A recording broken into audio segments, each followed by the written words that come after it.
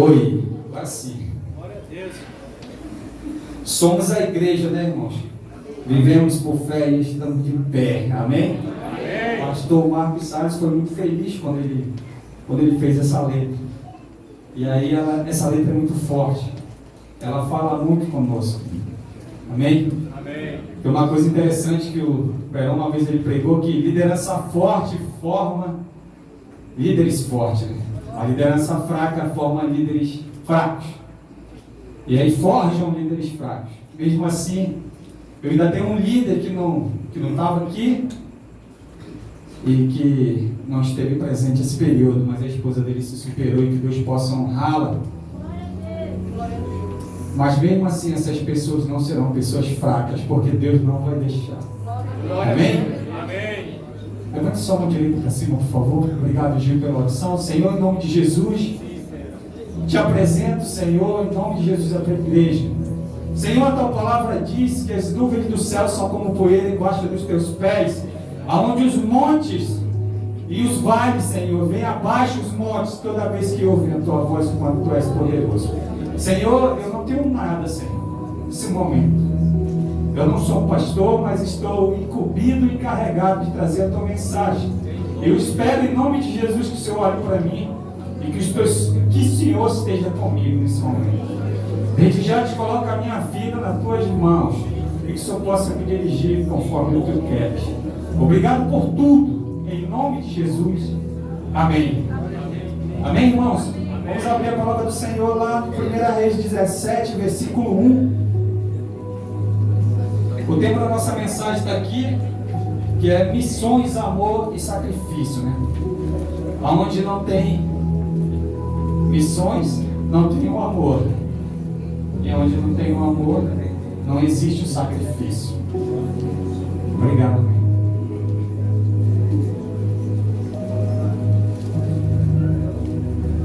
Algumas semanas atrás esteve aqui o pastor Claudinei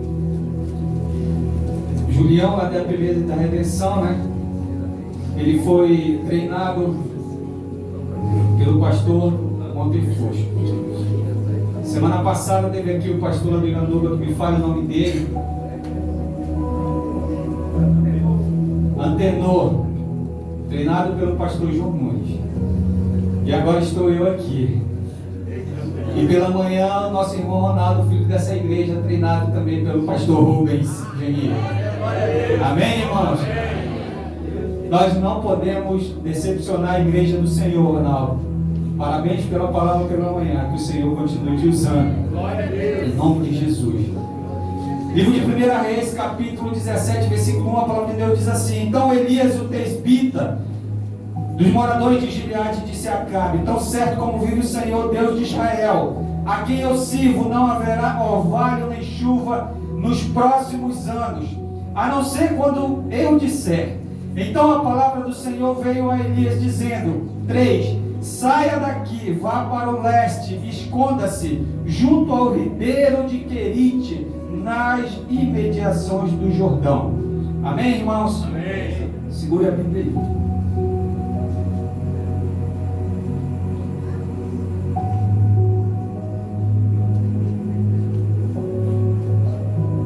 A pregação desapareceu.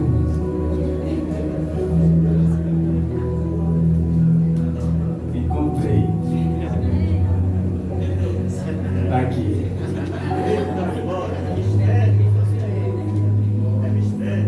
É mistério, né, irmão?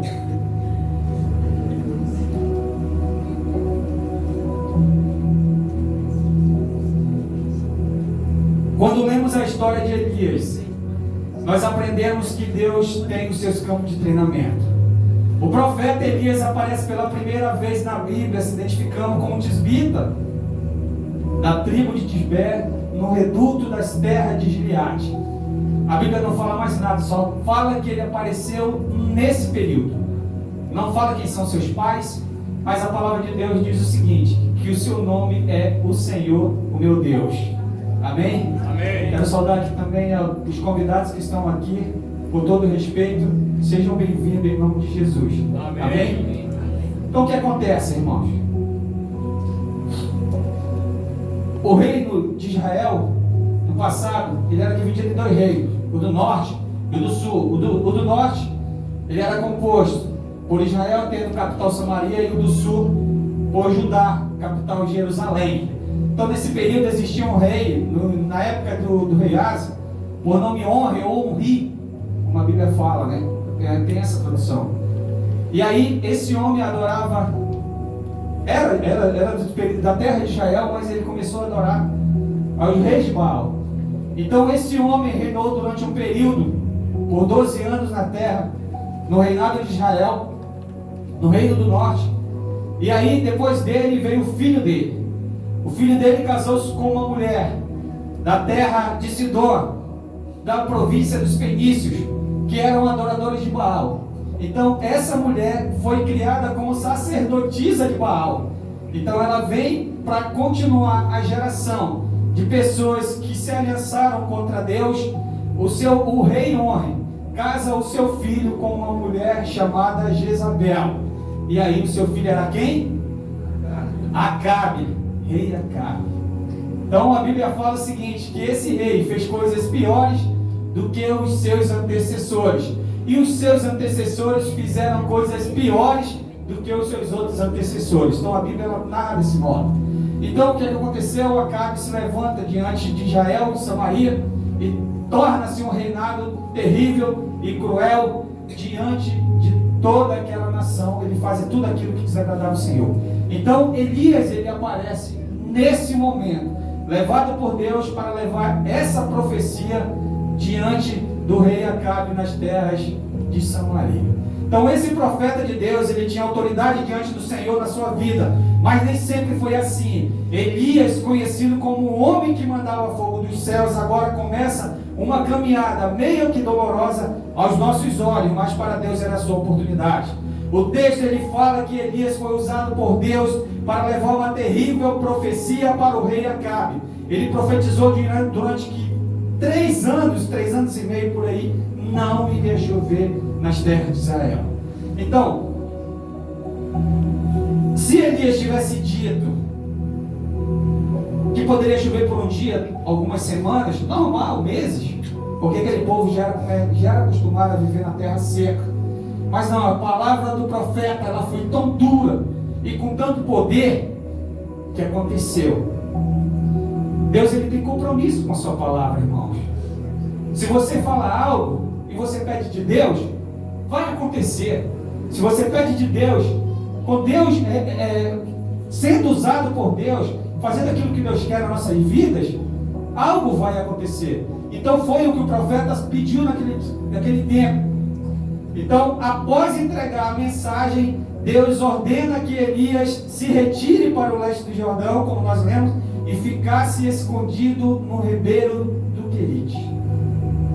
É aí que começa a nossa pregação. Então, Elias só sairia do Querite quando estivesse do tamanho que Deus queria para ele. Então, o que significa Querite? Essa palavra que eu quero trazer hoje. Querite significa cortar, separar, colocar no tamanho certo.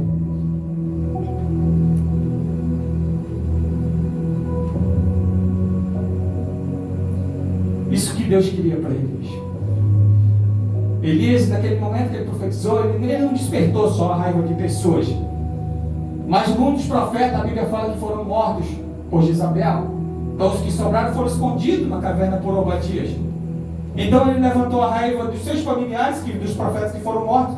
Então ele teria que se esconder para não morrer. Então Deus pega para ele, você vai ficar em determinado local.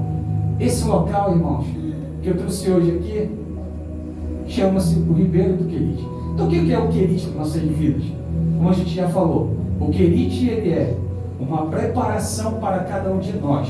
É o momento de nós cortarmos, irmãos, o que está difícil na nossa vida. Fazer uma separação para que Deus venha nos colocar do tamanho que Ele quer. Para que você saia do Querite preparado. Vocês vão ver que o Querite, ele tem tempo para começar e um determinado tempo para ele acabar nas nossas vidas. Avance para o livro de Atos. Atos 9, do 1 ao 5.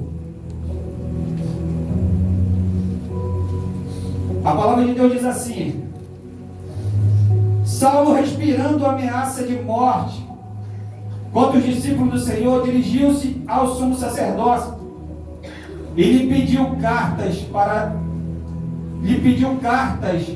a sinagoga de Damasco, a fim de que, caso achasse alguns que eram do caminho, tanto homens como mulheres, levasse presos para Jerusalém. 3. Enquanto seguiam pelo caminho, ao aproximar-se de Damasco, subitamente uma luz do céu brilhou ao seu redor. Ele caiu por terra e voltou uma voz que lhe dizia: Saulo, Saulo, por que você me persegue? 5. Ele perguntou: Senhor, quem é você? E a resposta foi: eu sou Jesus, a quem você persegue. Segure Elias um pouquinho aí no querido. Está em tratamento. Paulo, o que aconteceu, irmãos, para a gente chegar até aqui nessa história? Então a gente já ouviu falar muito sobre o apóstolo Paulo. O apóstolo Paulo, a Bíblia fala que ele era de Tarso, né? Na província, como capital, a Cilícia.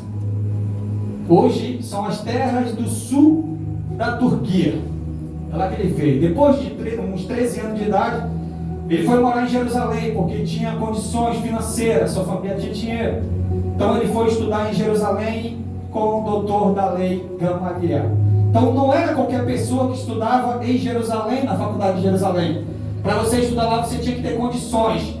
E esse homem foi criado em Jerusalém, mas foi o perseguidor da palavra de Deus. Ele não só era um judeu fariseu, mas era uma pessoa que era má, tinha problema no seu coração. Então, quando a igreja do Senhor começou a crescer em Jerusalém, no seu reduto, ele foi procurar uma oportunidade de destruir aqueles que pregavam a palavra de Deus. Então aquilo levou uma comoção tão grande, porque ele acaba cometendo um assassinato, irmão. Estevão, apedrejado diante das pessoas. E ali gera um latrocínio. Então por isso que o apóstolo Paulo foi um latrocida. Irmão, mas como assim? Está na história, está na Bíblia. Então, a partir do momento que Estevão foi apedrejado porque pregava as palavras do Senhor, Paulo, como autoridade e líder maior daquele exército naquele momento, ele podia ter intervido. Não. E aí as roupas e todos os pertences de Estevão foi colocado diante dos pés de Paulo. Então, uma pessoa assassina, uma pessoa má, que seguia a Cristo Jesus, a gente olha diante dos nossos olhos, a gente pode acreditar que uma pessoa dessa vai fazer alguma coisa? Diante dos nossos olhos, não. Mas diante de Deus, Deus queria ele. Ei, mas Paulo, a Bíblia fala que quando Jesus começou o ministério era 30, Paulo tinha mais ou menos, segundo a história da teologia, que eu fui buscar isso, para não trazer nada que fugisse dessa situação, da verdade. Paulo era 31 anos ali, 32, um pouco mais velho. Então, ele estava junto, ele estava no período que Jesus estava. Mas por que ele não foi um dos 12? Porque tinha um processo, irmãos. Tinha um período que chegaria a vez do apóstolo na sua vida. Assim como tem um período que vai chegar para mim e vai chegar para você. Jesus já sabia tudo. Aí Jesus olha assim e disse: mas o que esse homem está fazendo? Esse homem está destruindo os meus. Esse homem está destruindo aquilo que eu deixei. Cadê Pedro? Aquele que cortou a orelha de Eutico quando tentou me prender. Cadê Tiago? Cadê João? Não tem homem desse que se levanta? Cadê as pessoas que estão aqui na DPB Terra Nova? Você não quer sair daqui, mas você pode fazer missão aqui dentro. A nossa igreja passou por um esfriamento terrível, aonde muitas das vezes a gente não consegue sentar do lado do seu irmão porque não dá. A gente não consegue encarar as pessoas. Paulo era assim, ele queria destruir. Então o que Jesus fez? Eu vou ter que ir lá, porque a igreja é minha e as portas do inferno não vão prevalecer contra ela. Sabe o que aconteceu? Acabamos de ler aqui, na trajetória dele, de caminho de Damasco, deu embora numa bola de luz, e Paulo se arrebenta e cai. O que aconteceu? Paulo, ele vai para um processo de consolidação, um processo de treinamento. Ananias vai treinar. Ananias, você vai discipular Paulo. Quem? Paulo. Só Paulo. Imagina o susto que um homem desse teve. E aí Paulo começa a fazer o processo. Depois que Ananias derrama o óleo sobre a sua vista, as escamas caem, e ele sai para pregar o evangelho. Só que é assim, irmãos.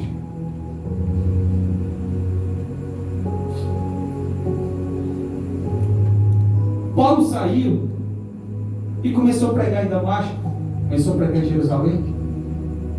Só que quando ele tentou fazer mais coisas, ele foi perseguido por causa do seu histórico, por causa do seu passado.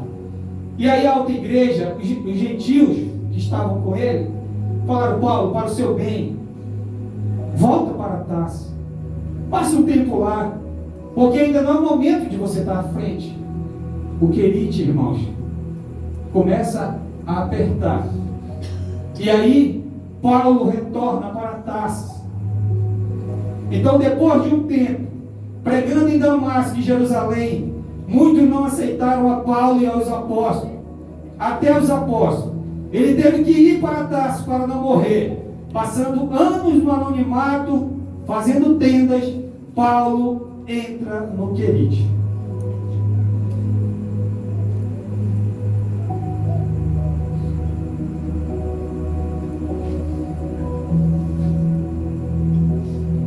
Segura a história de Paulo agora. Vamos voltar para Elias. Deus olha para Elias e diz: Elias, agora você está pronto. A Bíblia fala que durante a manhã e durante a tarde vinha corvos, irmãos, alimentar o profeta. De manhã trazia um pão com carne, e a mesma coisa à tarde, e traziam água. E aí Deus colocou Elias no tamanho que ele queria, porque ele já tinha feito o processo. O treinamento para Elias tinha acabado. Levante daí agora e vá para Sarepta. Sarepta é uma cidade que significa fundição, fogo. E aí, nesse determinado lugar, vai ter uma pessoa que vai te ajudar, uma viúva. Essa viúva cuidou de Elias durante o período, até chegar ao rei. Essa mulher era das terras de Sidom, reduto de Baal. Então por que Deus já pega e manda o profeta dele direto logo para um lugar onde o negócio estava pegando fogo e queriam matar ele? Ele estava pronto. Não importa o que viesse, a vida dele agora seria diferente. Então essa mulher, mesmo sendo adoradora de Baal, ela fez a diferença naquele lugar. Então assim, Deus, Ele age no detalhe das nossas vidas, irmãos. Preste bem atenção nisso. Não importa o lugar que você esteja, onde você mora, as condições que você esteja, Deus, Ele vai agir no detalhe da vida que você tem. Eu venho aqui, eu deixo meu dízimo, eu dou minha oferta. Está tudo certo, irmão? Como é que está a sua casa? Como é que está a sua convivência lá? Essa mulher mesmo morando num local onde era território de Baal, ela disse: não, você é um profeta de Deus, a minha casa vai ser abençoada por causa de você. E o profeta falou para ela: enquanto eu estiver aqui, enquanto tiver essa seca, não vai faltar nada para você. Como é que está a nossa casa hoje, né? Porque é muito fácil, às vezes a gente fala para as pessoas: irmã, a vida, pregamos para as pessoas, nós levamos o evangelho para as pessoas, mas as pessoas não te conhecem na intimidade. E agora dentro da nossa casa, como é que é a nossa vida lá? Porque dentro, irmão, da nossa casa as máscaras caem. É um lugar onde as pessoas te conhecem na intimidade. Então como é que está o detalhe da sua vida dentro da casa que você mora? Junto com o seu marido ou esposa, o marido junto com a esposa e os filhos? Como é que está o detalhe da sua vida, fora o dízimo e as ofertas, e todo domingo que a gente se vê aqui? Como é que você está vivendo num local onde você não pode tirar a sua máscara? Tem que ser eu.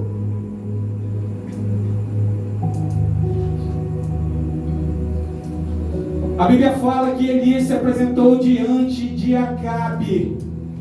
pediu que Acabe levasse todos os seus adoradores, 450, mais uma grande quantidade, para uma determinada área. Chegando lá, vocês conhecem a história. Elias estava pronto e destruiu aqueles que avançaram diante de homens de Deus. Ele só fez isso, tudo porque um homem, fiel na sua fé, ousou acreditar que quem faz a vontade de Deus, segundo a sua fé, não pode ser envergonhado. Tentaram envergonhar o profeta. Ele olhou para o rei depois e disse: agora você procure alguma coisa para comer, porque agora começa a chuva, vai chover, e se você não chegar em Jezreel logo, você vai ficar pelo caminho.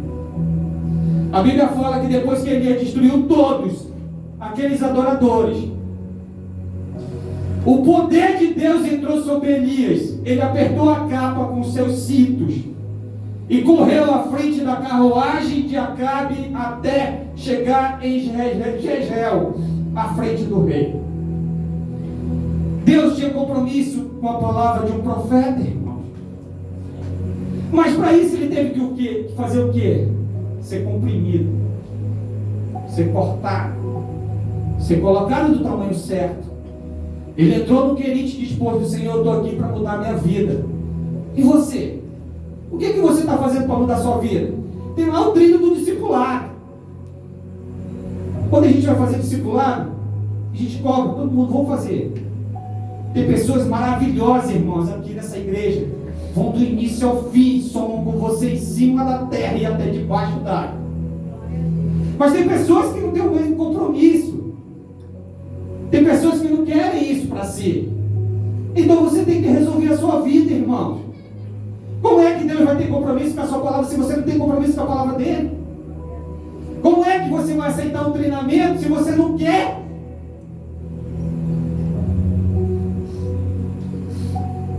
É uma briga para a gente começar um discipulado. Até na célula, para começar, eu falo: olha, irmãos, a célula tem que começar às 7 horas, no máximo 7h10. Porque a gente tem que ter compromisso com as pessoas que moram longe e que vão sair do determinado local para suas casas. O líder às vezes chega quase no final da célula, o líder, cara. Isso é inadmissível. Tem um líder de célula aqui que ele fala o seguinte: irmão, a palavra é com você. Você tem 10 minutos. O irmão, ele treina a semana toda na casa dele, porque ele sabe que ele tem 10 minutos para começar, para desenvolver e para concluir. Deus enche esse irmão do poder dele, e ele faz o processo. Na hora de depois, ele diz: você tem 2 minutos para fazer o seu complemento, que é a conclusão. Ele faz. Aí depois o outro olha assim e fala: eu quero falar. Você tem 2 minutos para se expressar. E ele fala aquilo que ele precisa em 2 minutos. Mas ele fala, porque isso vai crescendo a força no coração dele. Ele diz: eu tenho 2 minutos, eu preciso falar. Você tem que falar. Mas quando o líder chega atrasado, ele vai cobrar o quê das pessoas? Ele tem resposta para falar. Se ele disser 8 minutos, 10 minutos, porque ele controla no tempo certo. Ele está ali buscando, ele está se esforçando, ele está treinando pessoas, irmãos. Líderes fortes forjam pessoas fortes. Mas aí você vai vendo e você também depois você quer fazer o mesmo. Não, mas não fazer simplesmente. Não faça isso. Você está errado. Você tem que fazer diferente. Lembre-se que você está no tratamento. Deus, ele está comprimindo você.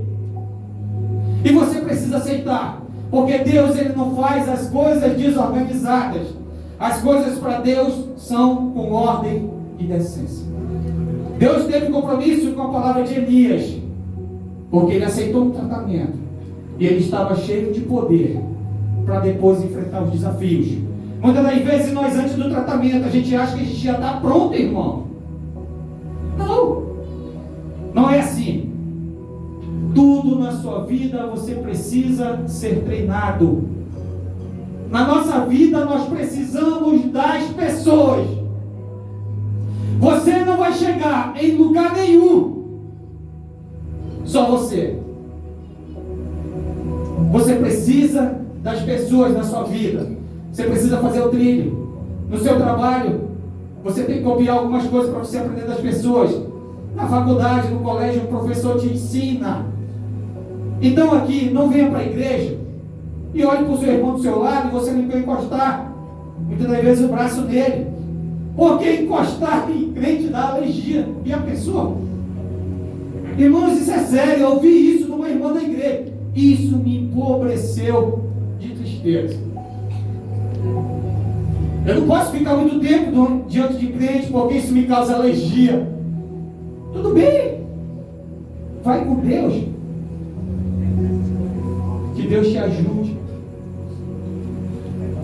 Como é que a gente está no tratamento se a gente não aceita as pessoas que estão conosco? Será que você vai aceitar o tratamento de Deus para a sua vida? Você vai estar preparado?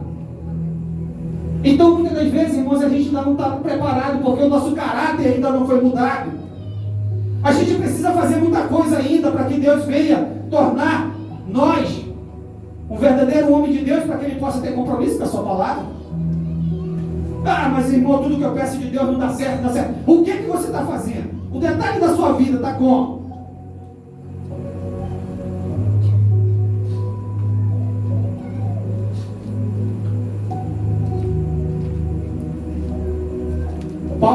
Paulo e Barnabé chegam em Antioquia. Mas eu queria falar uma introdução rapidinho, antes disso aqui.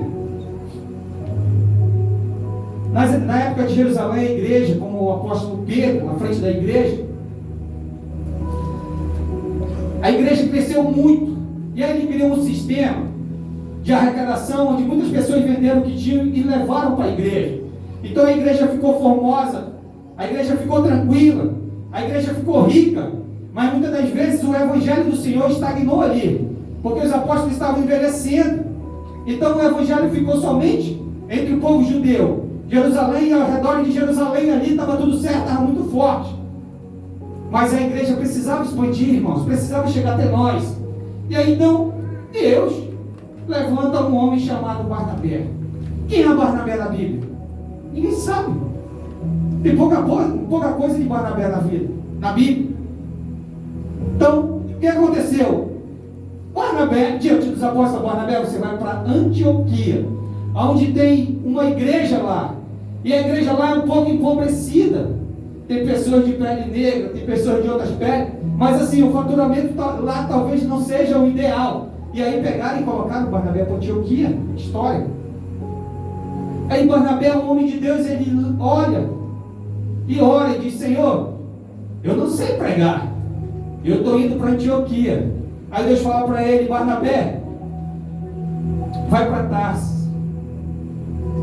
Lá tem um homem chamado Saulo de Tarso. E aí agora, irmãos, vamos para Paulo. Paulo ficou quanto tempo esperando depois que disseram para ele: Paulo, volta? 1 ano? 2 anos no Querite? 3 anos? Quantos anos ele ficou?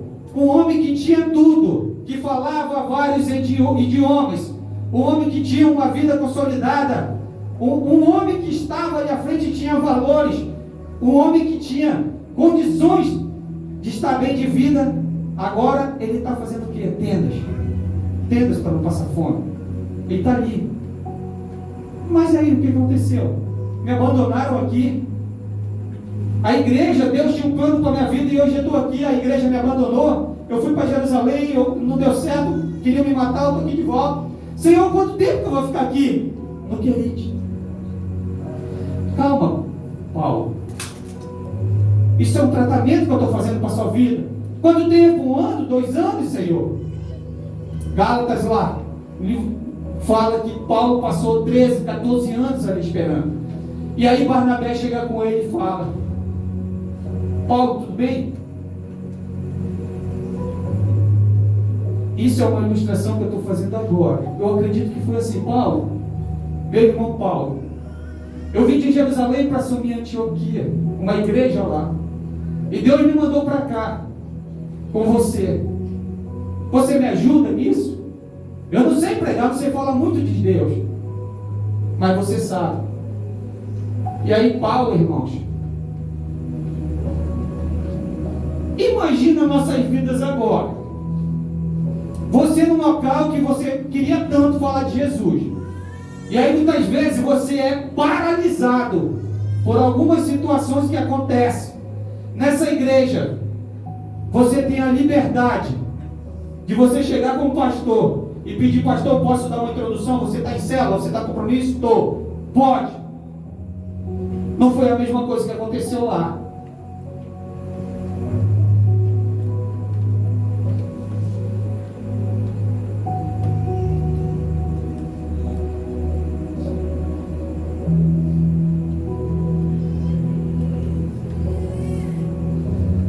Então, você passando um tempo ali no local,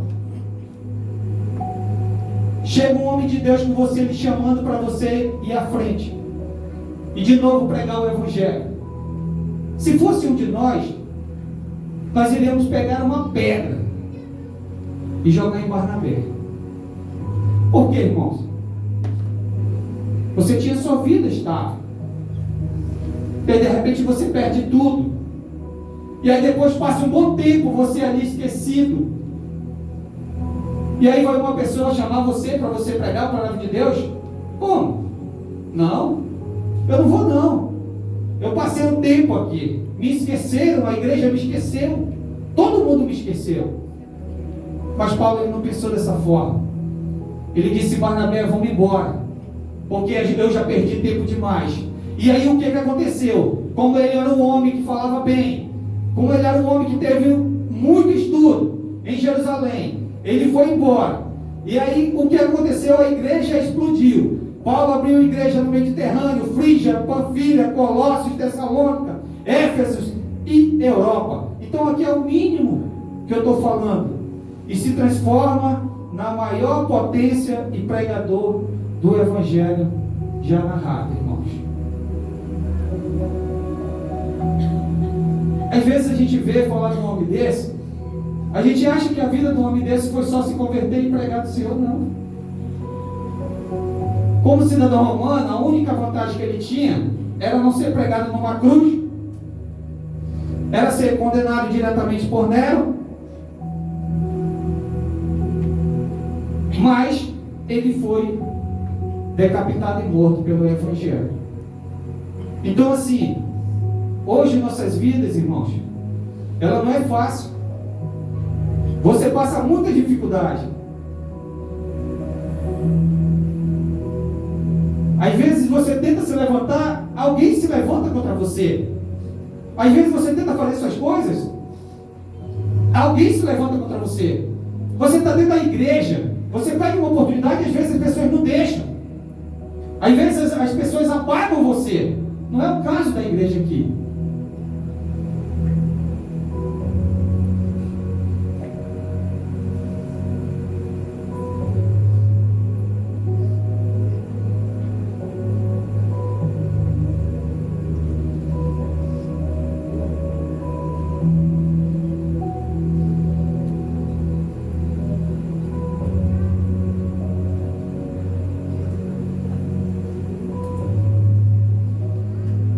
Então, Paulo,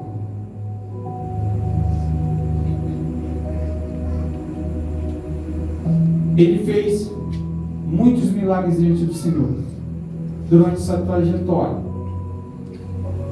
E aí o que aconteceu? Isso despertava, né, a curiosidade de muitas pessoas. Então, na Bíblia, ela fala dois embates que teve praticamente. O primeiro embate que teve contra o apóstolo Paulo, que foi lá no livro de Gálatas 2:11. Vamos abrir aí, irmão.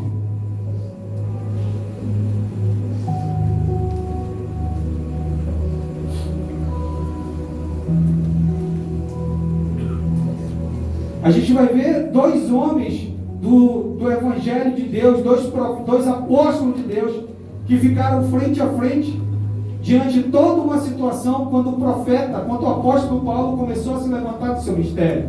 Então, dois do 11 ao 14, a palavra de Deus diz assim: quando, porém, Pedro veio a Antioquia, resistiu-lhe face a face, porque havia se tornado irrepreensível. De fato, antes de chegarem alguns da parte de Tiago, ele comia com os gentios. Quando, porém, chegaram, começou a afastar-se, e por fim separou-se, temendo da circuncisão. E também os demais judeus se fizeram hipócritas, juntamente com ele, a ponto de o próprio Barnabé ter se deixado levar pela hipocrisia deles. Quando, porém, vi que não procediam corretamente segundo a verdade do Evangelho, eu disse a Cefas, a Pedro, na presença de todos: se você, que é judeu, vive como judeu e não como judeu, por que quer obrigar os gentios a viverem como judeus? Né? Então, assim, se você vive com as pessoas aqui, você come, e aí quando chega alguém lá que é judeu e você se afasta, como é que você quer que as pessoas façam o mesmo que você? Em outras palavras, irmãos, ele está falando o seguinte: como é que eu vou pregar o Evangelho do Senhor se eu também não tenho consertado a minha vida? Então, isso em Jerusalém, irmãos, gerou um embate muito grande. Porque assim, quando Pedro e Paulo estão de frente às duas maiores pessoas do Evangelho do Senhor. Duas maiores pessoas, apóstolos que levaram a palavra do Senhor. Então, quando esses dois estão de frente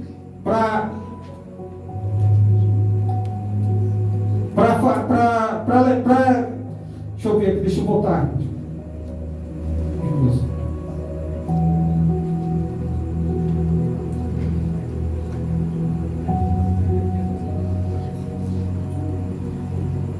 Pedro, ele não perguntou para Paulo, né, o que Paulo fazia. Pedro, ele não perguntou: Paulo, quantas igrejas você levantou? Paulo, quantas pessoas você curou? Né? Então ele não perguntou isso para Paulo. Então, quando os dois ficaram de frente, ele falou assim: Paulo, quem que titulou você apóstolo? Então, muitas das vezes, às vezes as pessoas não querem saber do sacrifício que você tem. As pessoas querem logo machucar o seu coração. Então, hoje, irmãos, o que eu quero dizer com essa mensagem: Paulo se transforma, sai do Querite, e Deus transforma ele nos maiores pregadores da história da Bíblia. Mas isso teve um tempo para acontecer na vida dele. Elias fez a mesma coisa.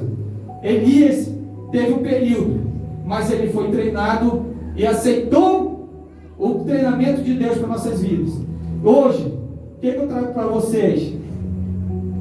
Pode acontecer muita dificuldade no caminho de você.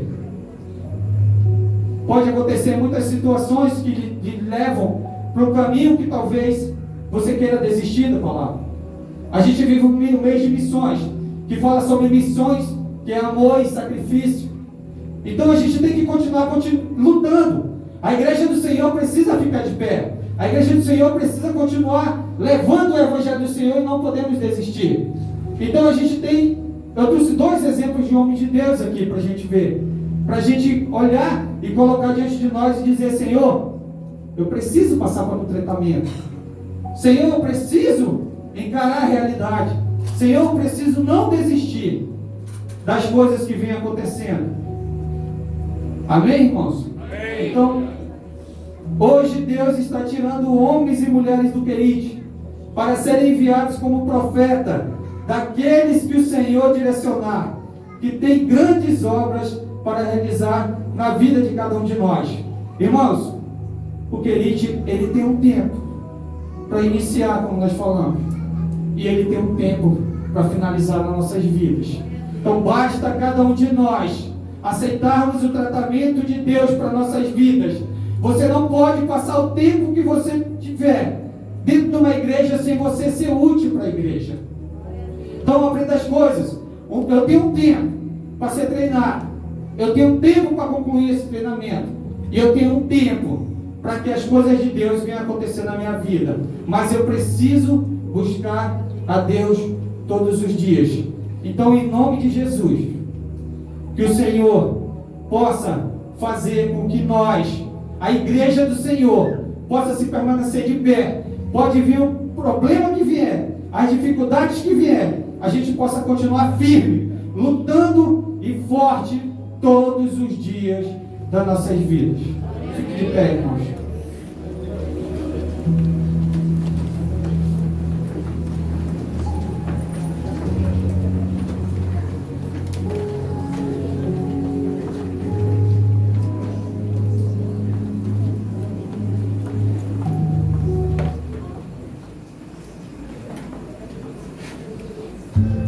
Queria que você fechasse seus olhos.